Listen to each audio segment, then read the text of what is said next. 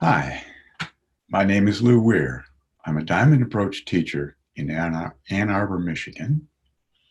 I teach individuals and groups in Michigan and online. The Diamond Approach is a spiritual practice emphasizing being present in the moment and in our lives. Inquiry is one of our primary practices.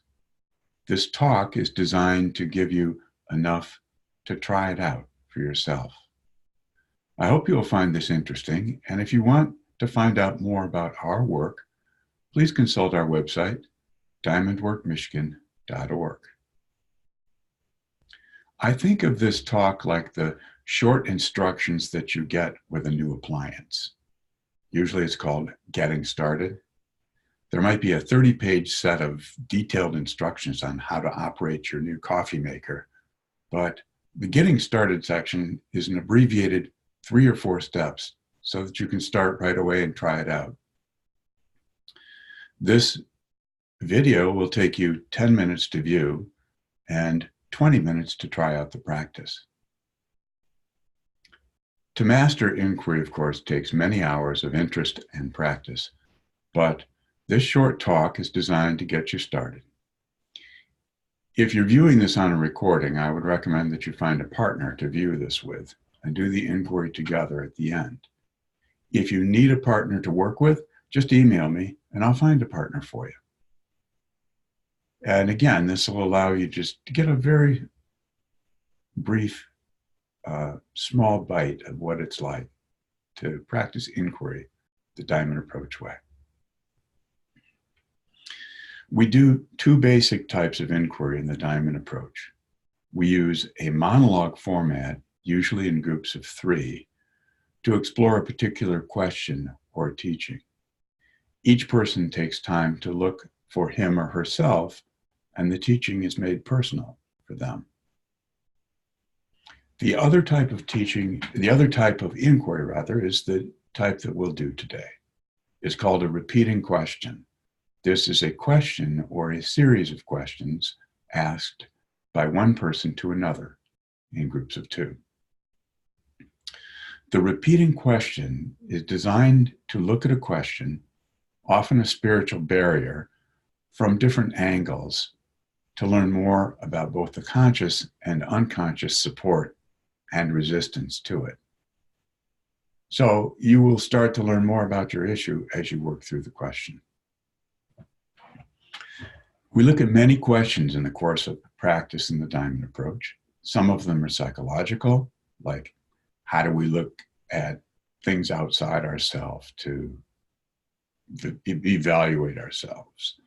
Or how do we criticize ourselves almost automatically in certain circumstances?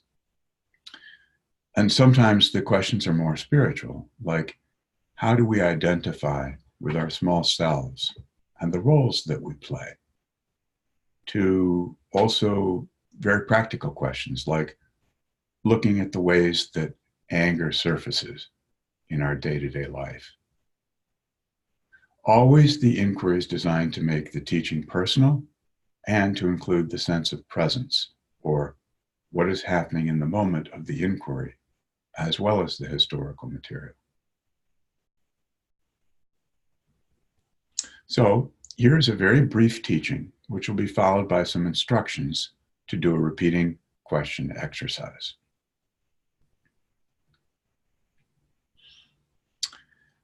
Being in touch with emotions and feelings is important to any spiritual practitioner, or anyone for that matter. We know that being in touch with our emotions is one of the signs of a healthy ego. Lack of awareness of emotions, on the other hand, can cause us to become disconnected from ourselves. In an extreme case, it can lead to poor coping mechanisms and behaviors that aren't helpful to ourselves. Now, there are many reasons that we lose touch. Our family culture is important. Some of us grew up in families where we didn't talk about our feelings, so we never developed the skill to pay attention. In others, there was maybe a person in the family who was angry all the time. So we decided, maybe even at the age of 4 or 5 years old, that we never wanted to feel that way, and we ignore those feelings. In other circumstances, we may simply think that certain emotions are going to get us into trouble. We might do something we regret, so it's just better not to feel them. In the Diamond approach, we take an active interest in what is happening in the moment. Our emotions and feelings are often the first thing that's noticeable, so we pay attention. And as we pay attention, we might see that there's more involved, and we might be able to follow those feelings to a place which is more true, more complete. As an example, we find anger, but when we sit with it, we find that there's love underneath. Or maybe anger is a kind of strength. But our first step is to look at the ways we are in touch or not in touch. And I have an inquiry designed to do that. I will give you 2 repeating questions to work with. You should write down the questions so that you have the words exact. I'll wait a moment for you to get pen and paper.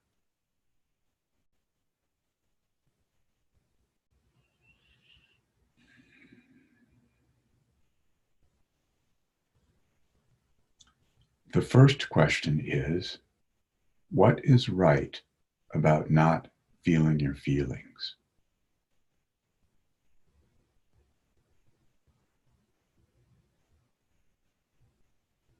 I'll repeat that. What is right about not feeling your feelings?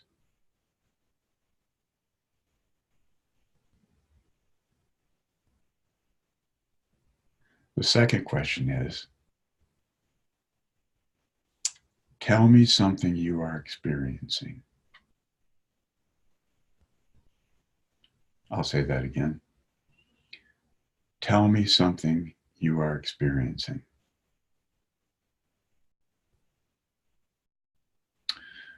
Now, let me give you a little bit more orientation. Each question should be asked and answered over and over from one partner to the other for 5 minutes. And then you switch using the same question, and the person who asked becomes the responder, and vice versa.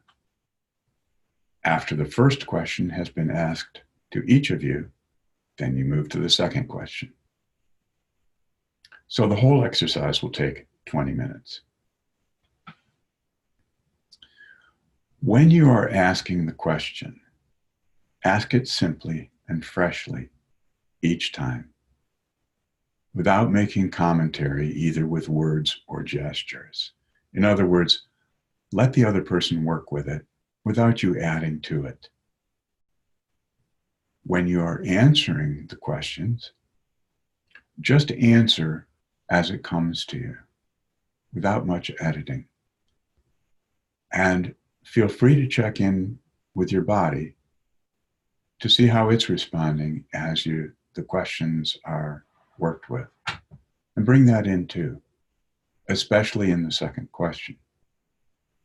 We know that the bodily sensations that arise are, at least to a large degree, in the moment. So it helps bring that moment-to-moment freshness to your inquiry and to your understanding. And keep a light touch. This is not like weightlifting where we're stressing and straining ourselves to push harder and harder, but it's more like unwrapping a gift, just lightly and easily with curiosity.